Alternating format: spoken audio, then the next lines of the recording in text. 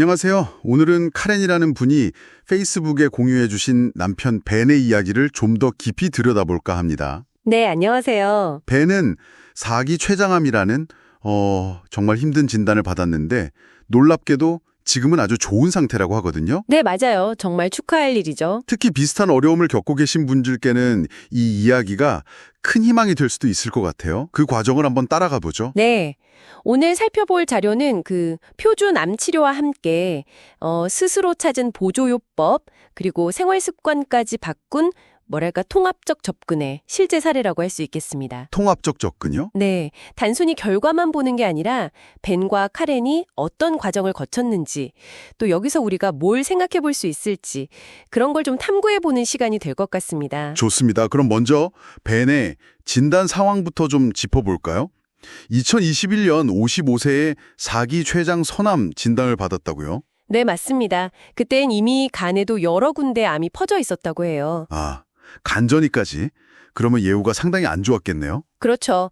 당시 의료진은 6개월에서 길어야 1년 정도 시한부 선고를 내렸다고 하고요. 그 암 수치 지표인 CA19-9 검사 결과도 처음엔 180이었죠. 180이요? 네, 처음엔 그래도 수술을 기대했는데 간전이가 발견되면서 수술 불가 판정을 받았고 상황은 더 나빠졌습니다. 더 나빠졌다고요? 네, 한 달 만에 종양 크기가 1.8cm에서 2.6cm로 커지고 CA19-9 수치도 240까지 올랐으니까요.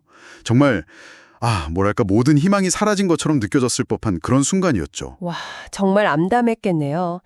그런데 여기서 카렌이 정말 대단한 역할을 한 것 같아요. 맞아요. 포기하지 않은 거죠. 절망적인 상황에서도 펜벤다졸이라는 약물이랑 다른 보조제, 생활습관 개선 이런 것들을 스스로 막 파고들기 시작했대요. 네, 직접 정보를 찾은 거죠. 벤 역시 더 이상 잃을 게 뭐가 있냐 이런 마음으로 아내를 믿고 그 도전을 받아들였다고 하고요. 이 부분이 참 인상 깊었어요. 환자와 보호자의 의지요. 그렇죠. 그래서 2021년 10월 말부터 펜벤다졸 기반의 프로토콜을 시작했습니다. 펜벤다졸, 그게 원래 동물 구충제 아닌가요? 네, 맞아요.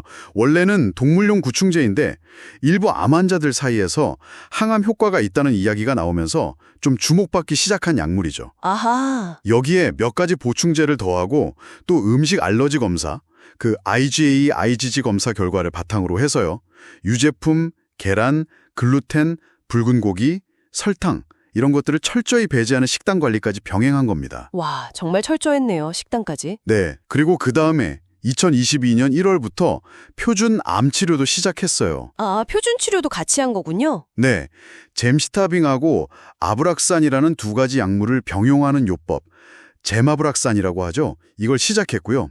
항암 치료 전후로는 설암 6시간 단식을 했고 항암 당일에는 펜벤다졸 복용은 잠시 멈췄다고 해요. 와, 단식까지?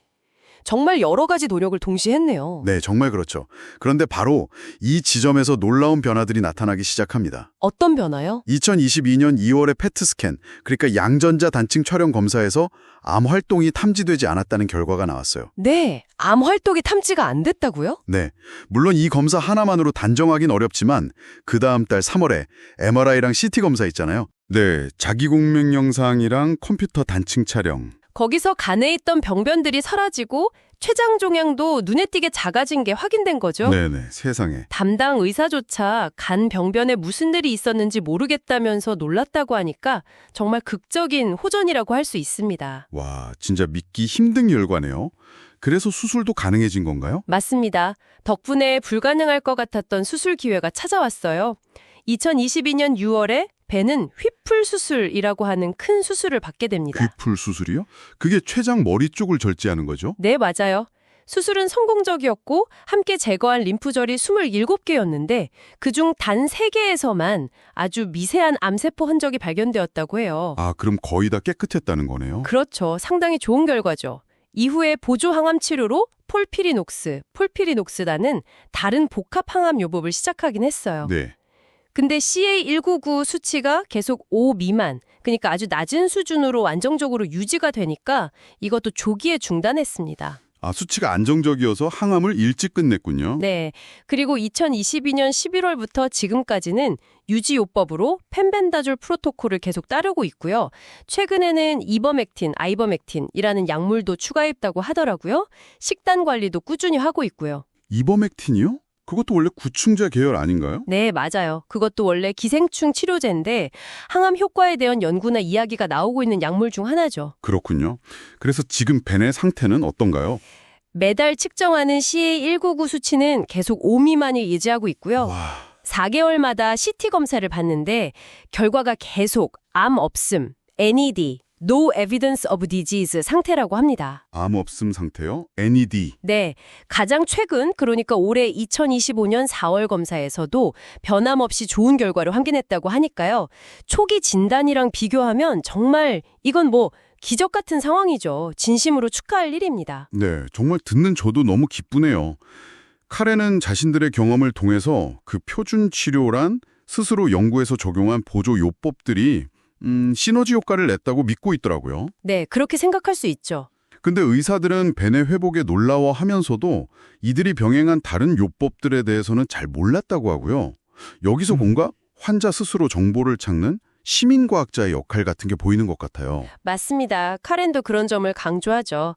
펜벤다졸이 뭐 모든 사람에게 효과가 있는 만병통치약은 아니지만 진단 초기에 시작하는 게 중요할 수 있다고 생각하고요. 네, 그리고 환자랑 보호자가 직접 정보를 찾고 자기 치료 과정에 적극적으로 참여하는 게 얼마나 중요한지 이걸 강조합니다.